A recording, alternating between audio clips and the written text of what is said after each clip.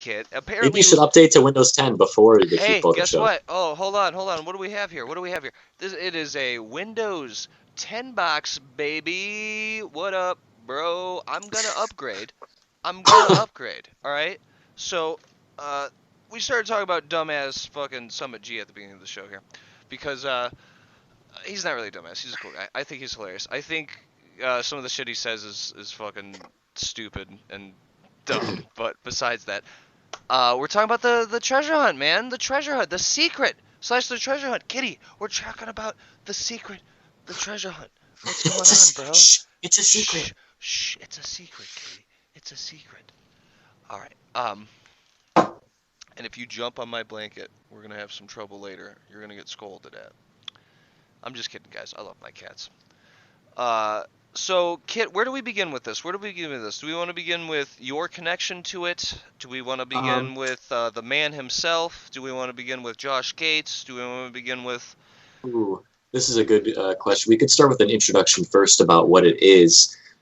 So there are these things called armchair treasure hunts, and basically what it is, it's like an armchair book. You know, like it's a saying that's like you just put it up on your armchair and you fucking read this shit. So it originally started out with, there was a treasure hunt called Masquerade, and there was this gorgeous uh, like golden rabbit that was made by this artist named ironically Kit Williams was his name, and he did these paintings and wrote this book and everything. And it was buried in the ground, and someone dug it up. And I'm gonna post this in Skype, and maybe you could share it here or something. Post it But to if you could do a Facebook. Facebook is way better than a Skype. like a Facebook message. Yeah. Okay. Because it's. Let me drag this over here then. I So have to take my this. cameras off you. Oh, he's gone. Okay. So I sent that to you. That the guy in the background is Kit Williams, and he's holding up the treasure. And someone found out that if you took a straight line and went from the ring finger of like the left hand through like a letter and made a straight line, it would tell you where it was buried or something. It would be like a shadow on the ground or something. It's like some national treasure shit. And someone dug it up. Very I hard don't picture to blow up here, actually. So. I know it's kind of small res, isn't it? Yeah, it is. It's very. Our bad, but everyone. Anyway, Byron Price, who passed away, I think, in 2004 or 2005 in a car accident, he wrote this book with these 12 verses or poems in it. And they were very cryptic. I don't know if you could pull one up for the stream, but maybe you could do the Cleveland one. We all live in fucking Ohio, you know, most of the viewers. If you've been to Cleveland, you might have seen some of this shit. So pull up the Cleveland one here. Where is it at? And it's one of the solved ones. I see it. I can't remember when it was solved, but This is the one your dad did the thing for, right? yeah, correct. So my dad teamed up with Byron Price, and my dad did 12 illustrations as well as all these little drawings in the book. Yeah, all 12. Oh my gosh. And we still own 11 of them. The 12th one is owned by somebody else who bought the rights, which included that painting for some reason. I don't know why.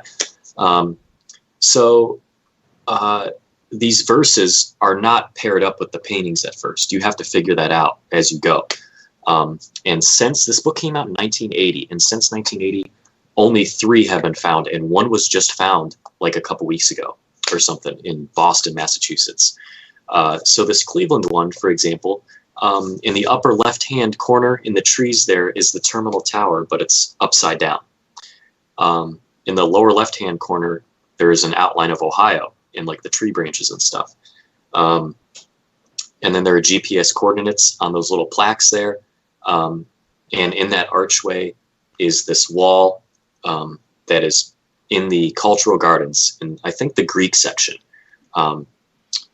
And the poem says certain stuff where to dig, and it was backwards, so that was another trick that they had to discover, was that you had to flip the verse around and the numbers around as well to get the proper place to dig. But the neat thing with all of these paintings was that they were tied to immigration. So there's a painting for like the Dutch immigration. There's a painting for the Russian immigration. This one is about the Greek immigration. There's one about the Italian immigration, which was the Boston one. So these are real things that are still out there that people are currently working on, and there's a huge community of people working on these treasures, and it's a real thing. Which one was just solved? The Boston one, the left-hand corner there, that says solved on the stream there. It's crazy. Yeah, it's absolutely crazy. So, any questions you have real quick, Matt? Anything that you poke around in your brain about this? So how many have been found out of like 12? Only three. Mm-hmm. I'm curious, is that last person that you said you owned all of them except for the 12th one? They know something, dude. They know something. Correct. Well, no. He's the guy's kind of a dickhead. He bought the rights and everything, and he's kind of holding on to it like his little precious gem. We're not allowed to make prints of the artwork anymore, even though they're my dad's paintings and we still own them. We can't make prints of them. We really can't do anything. We're kind of just strapped by this situation because it's a contract, and it's out of our hands now. Right. What are the contents? What are like of the treasures that were found so far? So there were these 12 plaster handmade casks with a. I wish I had it. It's at my dad's studio right now. It's one of the last few ones out there that's still like intact. But there was a key inside, and what you would do is you'd find this box, you'd dig down, you'd pull out the cask, you'd open it up, you'd get the key out, and you would send the key to Byron Price, who has since passed away. And then he would send you a precious gem that is pictured in the painting. So in each painting, there's a birth flower in it that says the month. There's a birth gemstone. So like whether it's a diamond or a sapphire, or the one that was in Boston was a peridot.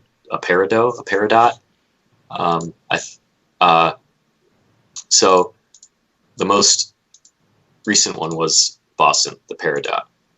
I don't know how to say. I think it's a French word. Yeah. And he would ship you the gemstone, and then you can do whatever you want with the gemstone. You can make a brooch, you can make a necklace, you can make a ring out of it, whatever you want. But now that Byron has passed away, it just gets sent to his wife and daughters, who are our age, actually. The wife and daughters? Yeah, correct. All of them are the same age? No. Okay. No, it's Sandy, the wife, is a little bit older. I was going to say, so the secret's a different part. That's why the secret is kept secret from the treasure. Right, exactly. Yeah, we don't talk about the secret. But I guess, I guess taking off from this, what's happening right now is there's a Facebook page called The Secret, A Treasure Hunt Byron Price. And it has about, I'm a moderator on this Facebook page, which has how many members we're up to now? We're up to 3,632 members. And with the last episode of Expedition Unknown on the Travel Channel, I think we got about 1,000 members that have joined in the last 2 weeks or so. And so one was actually dug up on TV. Josh Gates teamed up with the guy who turned in his solution to the puzzle, and they found out that it was. Do we have that? Yeah. Do we have a video of that? No, not right now. I don't think so. It aired on the 26th, I think, of October. What channel? The Travel Channel. Travel Channel. So I think you could get that on video on demand or something like that, probably. Yeah, right? something like that. Yeah, and you'll see my dad too. He actually shipped the full-on Boston painting to this historical society that they were at, and they were all looking at it. My dad was talking about the clues, and there was this big reunion with the people who have found the Cleveland treasure and the Chicago treasure and the Boston treasure, and it was a nice reunion where everybody was together. And it's a very elite crew. I forgot what they call the elite crew of people who solve the puzzle, but they give them like a little pin with the gem on it.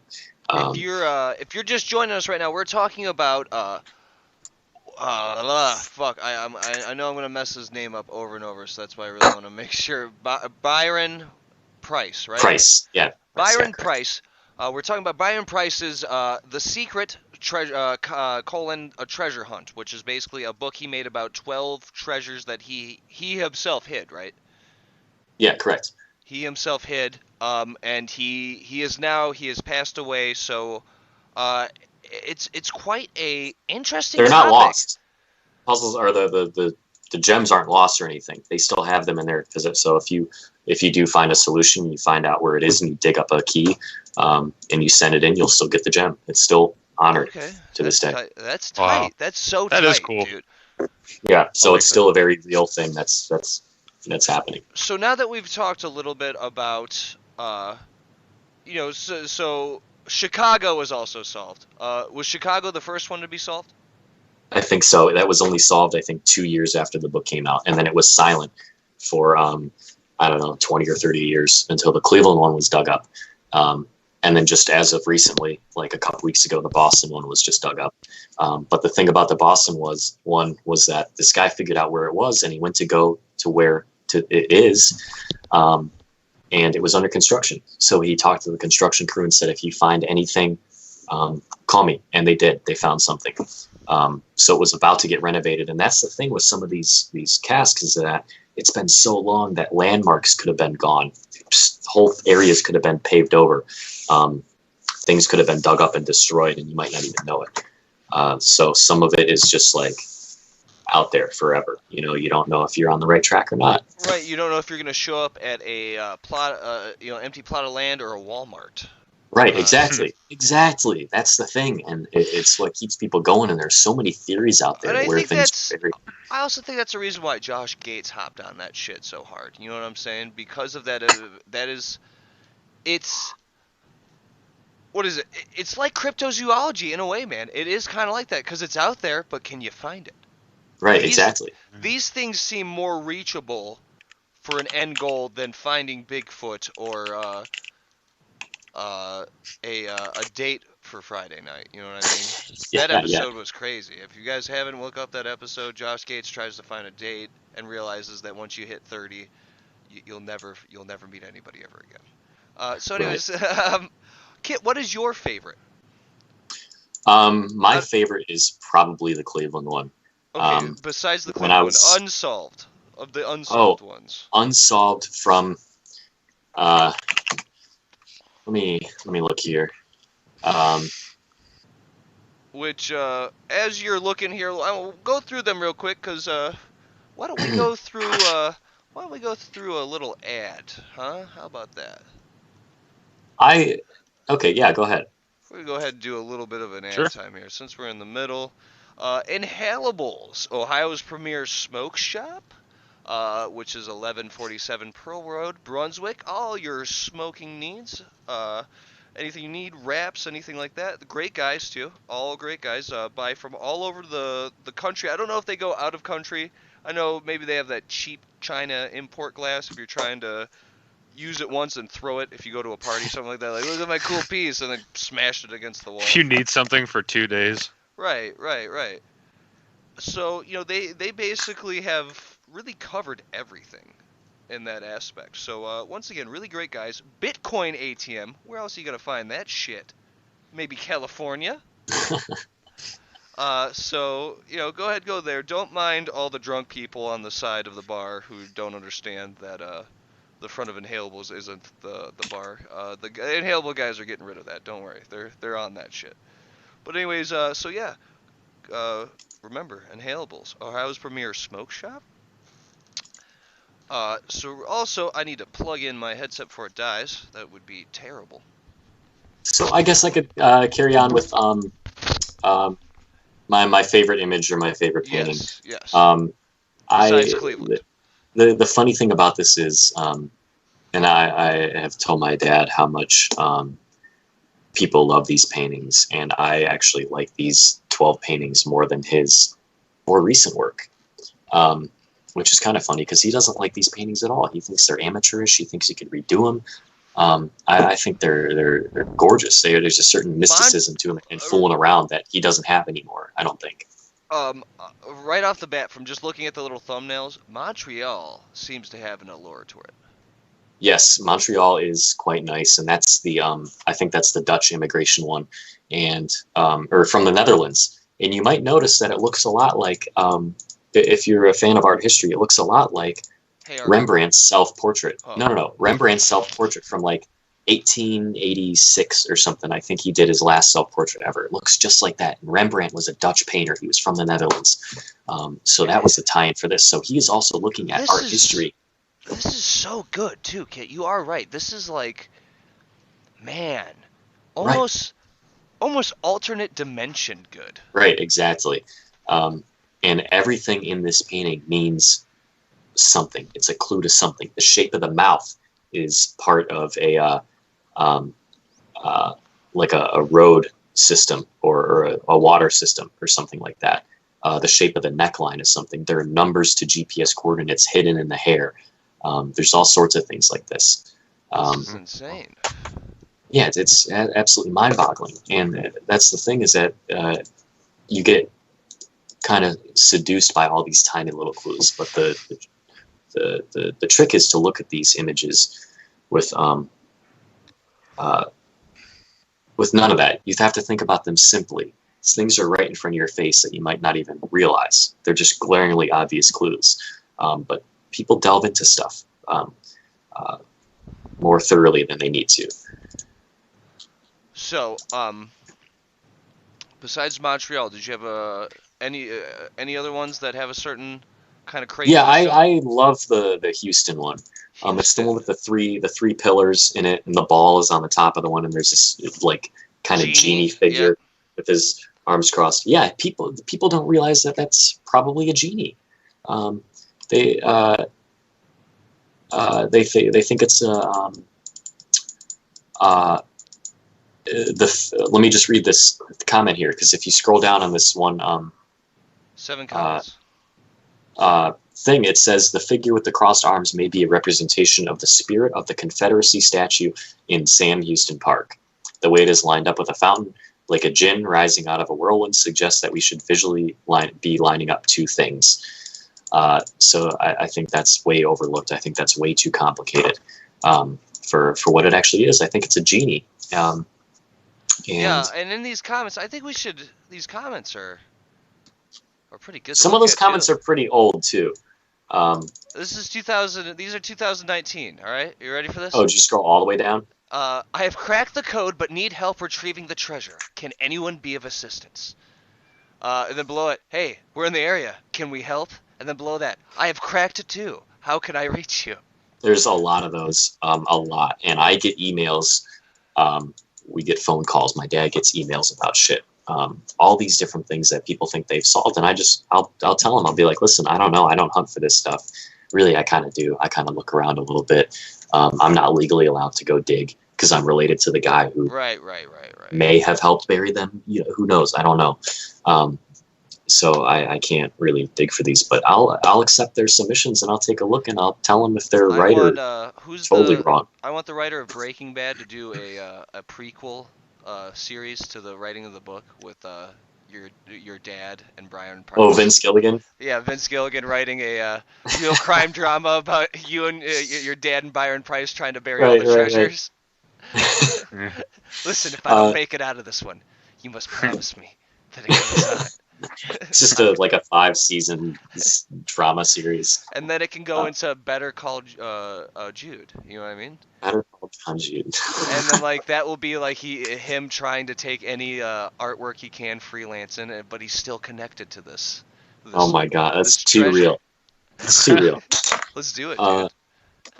So with this, like I said, there's a big community that follows us. There's numerous Facebook pages.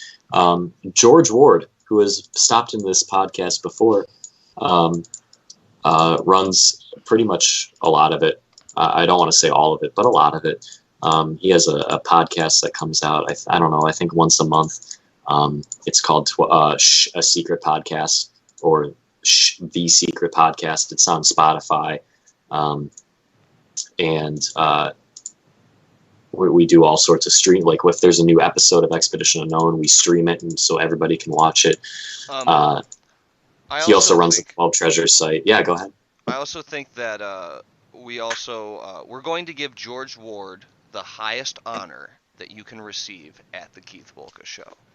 What is that? For his continued work of just supporting the show, just being an all-around good guy, and also I believe that in the future there's a favor he's done for us that I believe I've been told to. So you, George Ward, get the highest award that the Keith Wolka Show can give someone, a round of applause from all of its members.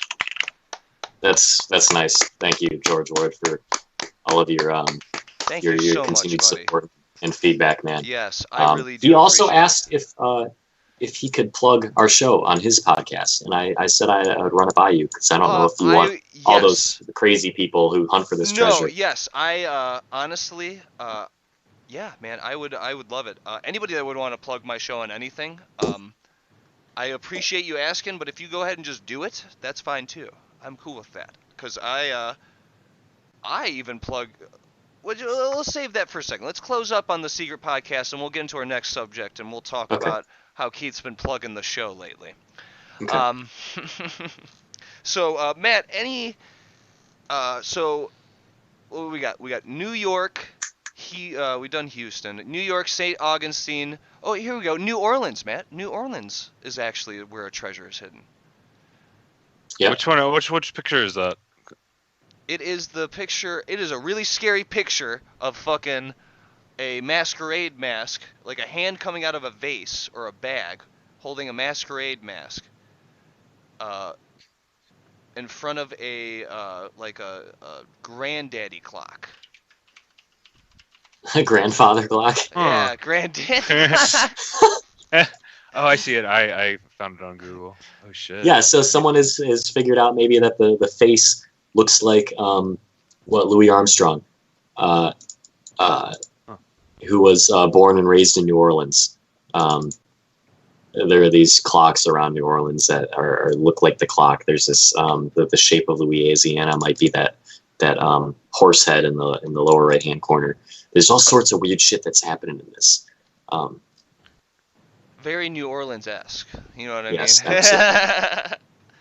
One more thing, and I'm plugging for myself here a little bit. One of the hunters who stopped hunting for the treasure because it was he deemed it as I don't know if it was a waste of time or it was just so consuming. His name is John Michaels. I teamed up with him to create a tribute to the original 12. So he had the person who originally made the 12 casks make us a new one. Someone else painted it. He sealed it up. There's a pink tourmaline gem. That's the prize, which is like $2,000 to $3,000 or something like that. And I did a painting for it, which is on my website. And there are clues in the painting, and there's clues in the poem that you can go and dig this up.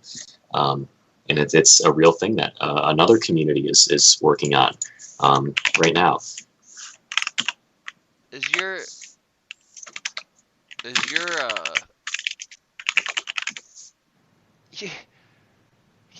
your website Palin Cart?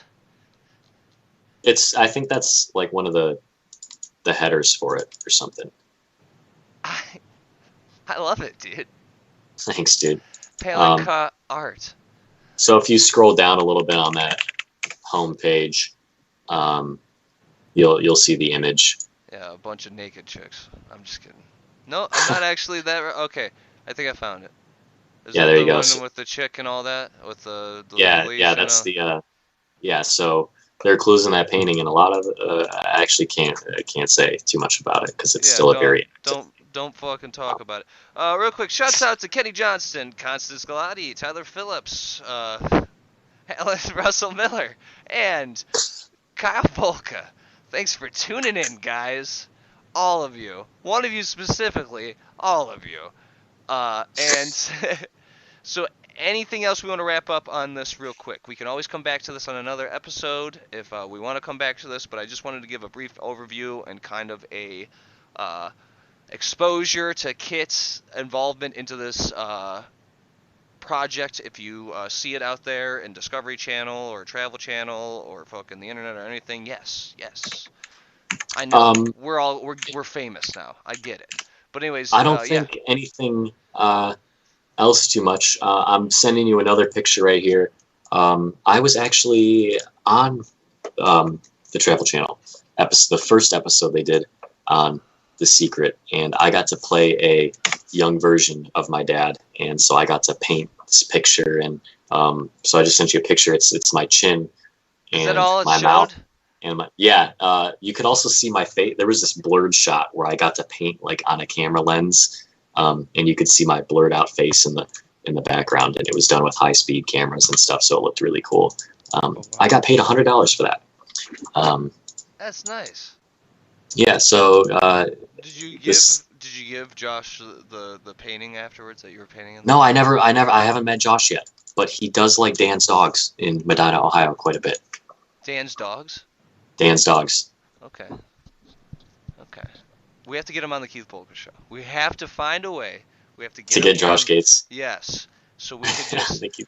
Dude, think about it right now. 1.5 hour episode about just the weird shit he's encountered throughout. Oh, that'd be crazy. You know what I mean? Yeah, right. How many cars have actually broken down, Josh? We need to know this right now. How many cars have actually broken down? How many have they been like, we're gonna throw a wrench in this fucking thing before you drive it, all right? Randomly drop in and see my website.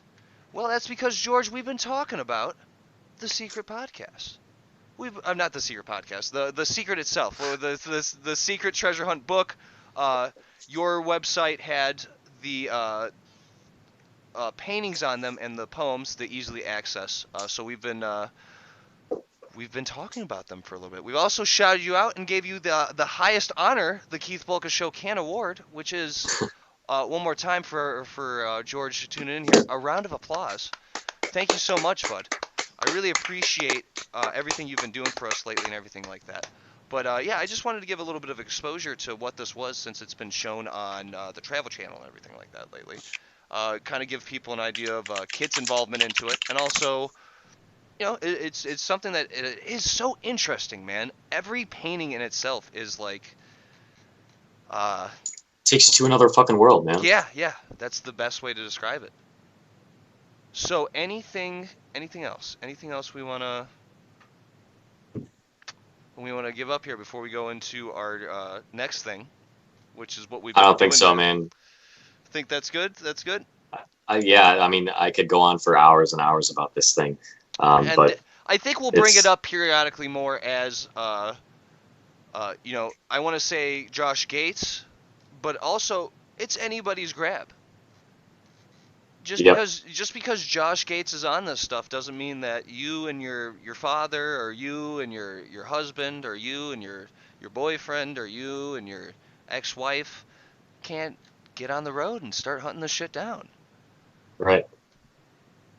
The episode is re-airing tonight at 9. So Travel Channel tonight at 9 in about 1 hour and 15 minutes. If you do want to see that stuff go down, get on that shit.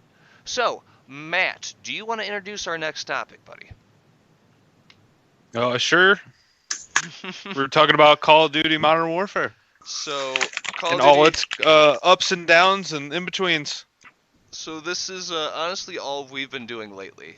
We've been sitting, playing, having a lot of fun, a lot of anger as well.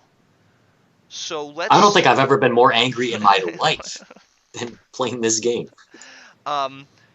I think first, it's a great callback to the older Call of Duties. I think we can all agree upon that. Whereas the older Call of Duties had that perk system, had the guns. There was attachments you could fuck around with in that one, right? Right. Yeah. But this one seems so much more expanded upon, so much more beefed up in a more realistic way. It's not over the top to me. It's really not over the top. It all has some sort of realism in it. But also, I'm not really that big of a guns guy, so, you know, I'm saying this, and meanwhile, Kit's like, you could never put a PKM barrel on an AK-47. Yeah, what the fuck dude. you're talking about. So The gas pressure wouldn't work with that. There's too much gas coming out of the bed, you know, and destroy the fucking bolt carrier or whatever, you know, all that shit. There you go. I didn't fucking know that. So let's start with Campaign. I haven't really played it. I've played like a little bit of it, and my guy had tattoos when I landed, and I thought, okay, that's Call of Duty for you now. Our guys have tattoos on them. Kid, have you played the campaign? No, I told everybody I was gonna buy Call of Duty just to play the campaign, but I just jumped straight into multiplayer, and I've been just addicted to it recently. There's just something about shitting on shitty players that I just absolutely love. So we'll get to that. Matt, so you're the only one with campaign experience here. Yeah, I played like maybe like a quarter to a half of the campaign. How do you feel about it compared to? Because I'm gonna say forgettable is the best way to describe most Call of Duty campaigns. I don't really remember Yeah, a I've lot of them. never been into Call of Duty for a campaign, but I mean it's interesting story so far, I guess. I It's guess not it's the not it's not bad. the best thing I have to say is the dialogue was pretty shitty for me half the time. I always never really believed half the dialogue. Is the dialogue in this at least somewhat believable and kind of in tune with anything, or is it kind of just like cringe like most Call of Duties? What do you mean by that? Like Well, like give me an example of cringe Call of Duty cringe dialogues. Call of Duty. Black Ops 1. The numbers in my head. uh, the entirety of Black Ops 2 trailer. The Black Ops 2 reveal trailer, a trailer in itself. Just watching that. Was it Infinite Warfare that had the exoskeletons, or was that Advanced Warfare? That was Advanced Warfare, I think, with Kevin Spacey. Where that guy in the beginning was like, "We're soldiers, we don't give up. Let's do this!" Yeah. And then a bunch of Infinite Warfare had Kit people started Harington in it. jumping with a bunch of just fucking exosuits. That was the great Yeah. American thing afterwards. So like, it's always been a level of cringe that didn't have the self-aware part to it. You know what I mean? It was never self-aware enough to be like, this is fucking weird. Like, remember that one, I think it was Infinite Warfare, that had the balls that would just run in and just spike people? Wasn't that one of the fucking grenades or something like that? Oh, that sounds so dumb. It was so dumb, dude. It was dumb. That's about as dumb as that fucking Wheelson, whatever, the cart Kill that's streak. driving around in Modern Warfare. Oh, and yeah. You don't hear it, and then you're just dead, and you look at the kill cam, and there's this fucking robot just shooting at you. You're like, God damn it, dude. I did see one the other day flipped upside down. That made me happy to see it like that. So end of campaign, I guess we could say right now is it good enough to keep you playing, Matt? Is it good enough to at least keep you going to the next thing? Or are you just trying to play it to get the multiplayer shit? Me personally, I'm trying to play to get to the multiplayer shit, but I will say compared to the other campaigns I've played before, it was interesting. There was like one twist that happened that I don't really want to spoil, that I was like, I didn't see coming, so that was cool. Okay, there you go. That's kind of good then. All right, so then let's go down to dreaded multiplayer. We're gonna roll our sleeves up here, gentlemen. So we're gonna talk about first off game modes. Cyber attack. What a fucking piece of shit. But me personally, I like cyber attack. So It's like really condensed search and destroy. It's search and destroy with extra lives. It's search and it's search and destroy with no attack or defend. You're kind of on a neutral side because you can attack or defend, right? That's the big thing. Everybody has the ability to grab the bomb. Yeah. And then you can revive somebody that's down, but everybody always runs into the middle of the field and gets sniped in the head, so nobody ever gets really revived. Unless there's always that one guy on the enemy team that when you kill almost everybody and you go to plant the bomb, he's like fucking dead silencing, reviving all of his teammates. Yes. And as soon as you plant the bomb, you turn around and it's a 6v1, and you're like, okay. But yeah, not a big fan of cyber attack. Matt actually enjoys it, so there is somebody that does like it. We're big when we all play together, which we have a few other people that play with us. We're usually team deathmatch domination. Only two that really, really get in. Now, if it's me and Kit have been doing some search and destroy lately. We've been loving the search and destroy. And I think it's the adrenaline. I think because another thing is that me, Matt, Kit, and my brother Kyle played Search and Destroy one time, and man, that was such a romp, bro. That was Hmm. so fucking fun because it was Kyle's first time really playing Search and Destroy, and he was the last person left alive at one point. And you could hear it in his voice, dude. You were like, "How was that, dude?" You could smell the fear. Even though he lost, he was still like, You know, it's not really the fear, the adrenaline. You know what I mean? That like, last one. You know what? Oh, dude, I love it. I love it. Call of Duty, That's Search what and keeps Destroy. going back to Search. Right. But also separate. Me and you, we've been doing some duos of gunfight with me and Matt and me and Kit. Always been destroying people. Me and Kit, fucking by the way, shut out 2 teams in a row last night or the other night. So, thank you. Yes, I know. Overpowered guns. Let's go to the next thing here. Overpowered guns. not anymore. Not anymore. What do you mean not anymore? Did it get They nerfed? patched it. Yeah. Patch what? What they 1.08, I think. They expanded its pellet size and reduced damage at range for So the one gun. 7.25. Yeah, and then the M4 I think got a nerf as well. Oh shit. So I got the golden camo before they nerfed it. So yes, thank you. You will be seeing. If you that got golden shot camo. by 7.25, odds were it was Keith. Oh, dude, He was that guy. I've been really doing good with the AK though. Kit's been leading me in the AK path. I went 17-0 the other night in a game with that AK in the That's fucking a throwback cave. to like the very early competitive scene in like Call of Duty 4. There was this thing called Pro Mod, and you had a very everybody had the same stuff. There were no perks. Everybody kind of got the same equipment, and the assault class was you got either an AK or an M4 depending on which side you want, and everybody always swapped to the AK. It was a lot like Counter-Strike for its damage, its sights. The like iron sights on it are just really open. You can see a lot of stuff around you. It's not like the ring and the post, you know, that's like on an M4 sight. Every game that has had an AK, it kind of trumps stuff. Like Black Ops 1 had the AK. Black Ops 2 had the AN-94, which was like the AK. The new Modern Warfare, I think the AK is just as strong.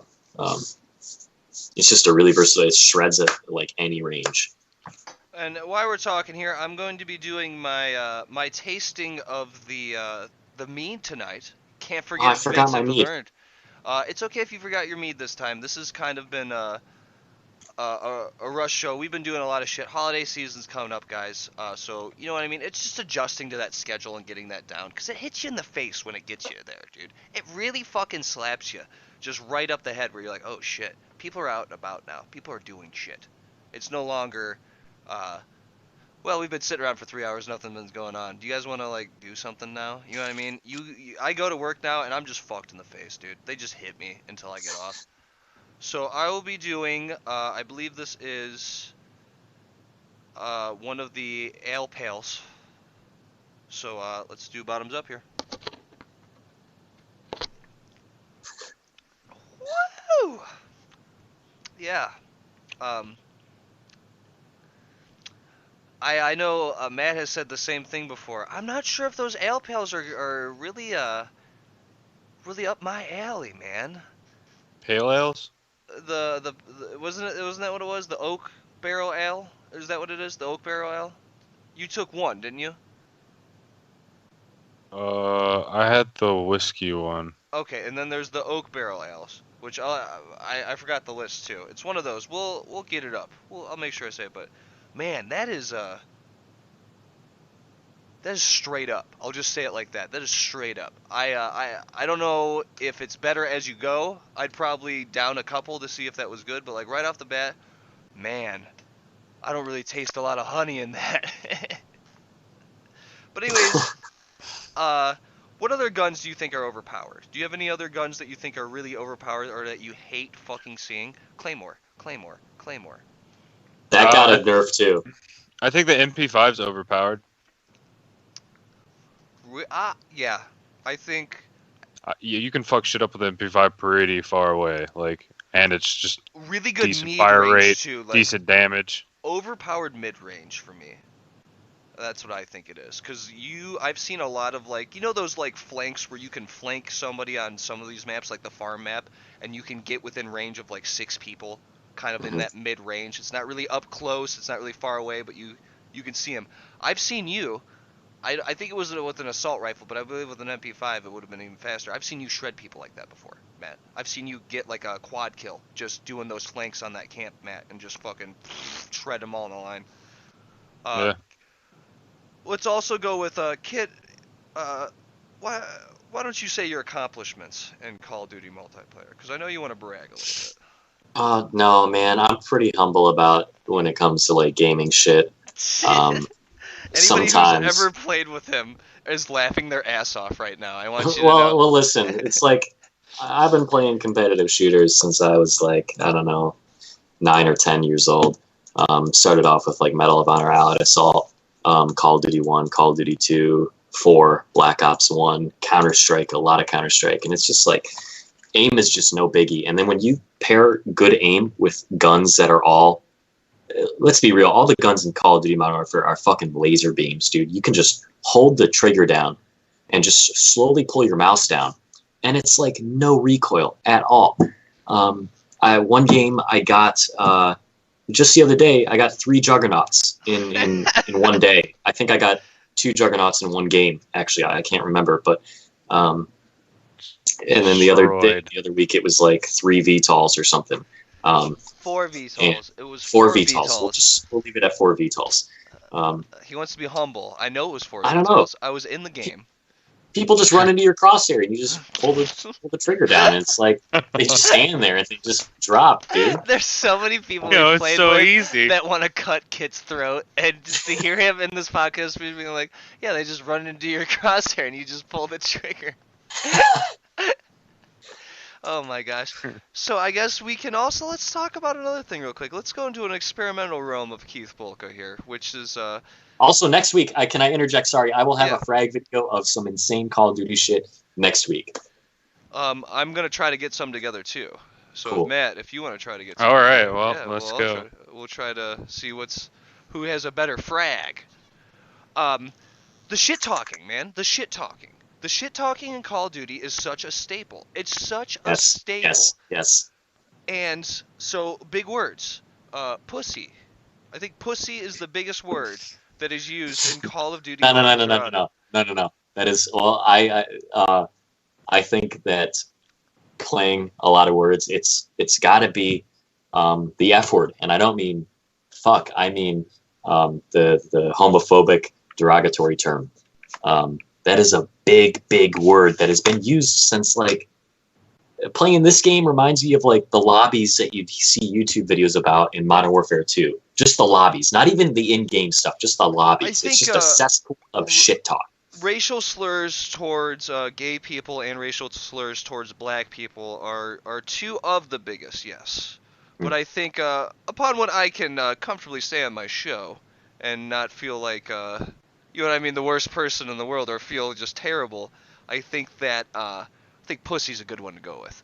Say Yeah. you pussy. Hey you pussies, what's up you pussies? What's going on you pussies? I think it's hilarious. I think it's so hilarious when you're in a match, right, and you hear somebody talking. They just have their mic on talking, and somebody else comes in and they go, "Hey, why don't you shut the fuck up, you pussy? What's up? That's What's going me. on?" That's me. And gets them riled up, dude. You know what I mean? And also to an extent, you feel like you get that guy playing his best. You know what I mean? When you call him out right before 2 seconds till match starts, you guys are pussies. You guys are gonna lose. You know what I mean? It gets That under guy, their skin, dude. It's a psychological thing. those guys are gonna be like, okay, all right, fuck yeah, let's play this. I think the new thing I've been trying to do, or really been trying to do lately, which Matt has, I think, noticed a lot. I've been really trying to tell people good game after the game. I've been trying to have violent No. beginning lobbies, No. good ending lobbies. No. If you Pump don't up do for the that. game. Say, hey, what's up, dude? What's going on? Hey, you'll get them next time, huh? Yeah, you fucking pussy. Yeah, and then you throw that in after you like. Oh shit. Let's because I really want to go play Call of Duty again. Now that we've been talking. I do. About it. So we're gonna go with this last question for all of us. Favorite map and worst map. Whoever wants to start. There are no good maps. There are no good maps. Sonic was never good. There's no good Sonic games. I will say Sonic the is worst really good. map. The worst map, hands down, is that map with the mansion in the desert town. That's like super long. Oh my god, yeah. Worst map. Ramaza something. Yes. I know Kit's favorite map is the Don't say Piccadilly. I was about to say. The bridge map. The bridge map. That shit. Oh yeah, whatever that map is, dude. The bridge. I don't know. It's got some open spaces for good shootouts, and it's then a Middle it's got Eastern city with a giant bridge in the center of it. The Right, bridge is the beam right. capture. We know that.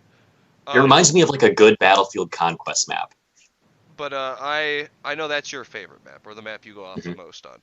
We can all agree that the worst map is probably that Ramirez map. That one right there. That one is probably my least favorite. I hate that fucking map so much.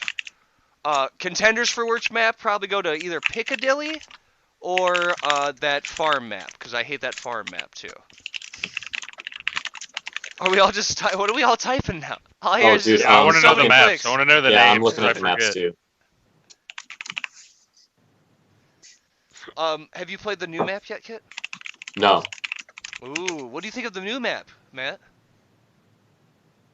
Is it that small one that we played in the other day? The schoolhouse. Is The it the really shoot house? small one? Yeah. With all the I'm containers glad and that all. I'm glad there's a smaller map, with some close quarter shit going on, because they definitely don't have that Yeah. except for gunfights. But Andrew J. Kortnick says, "Bro." what's up, Andrew? There you go. So let's go to closing comments here, and then we're gonna go.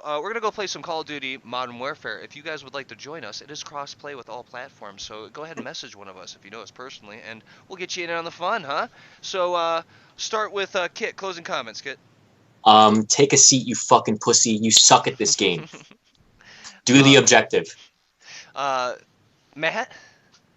good game. Fuck you guys. Good game. All right. Good game, you fucking pussies. You'll get them next time, you fucking dick. That's funny that you say that, because that's what they used to say in Call of Duty 4. It was like, we'll get them next time. It was like Gaz or something. Yeah, you lose. Oh yeah. But so anyways, ending at the Keith Bolka show. New ending. You guys know. I love you. I hope you guys all achieve every goal that you want to achieve in your life. And I'm always on your side no matter what. Well, there's some things that I'm probably not going to be on your side on. But most things I'll be on your side. And also, from the Keith Bolka show, go fuck yourself. Have a good night, guys.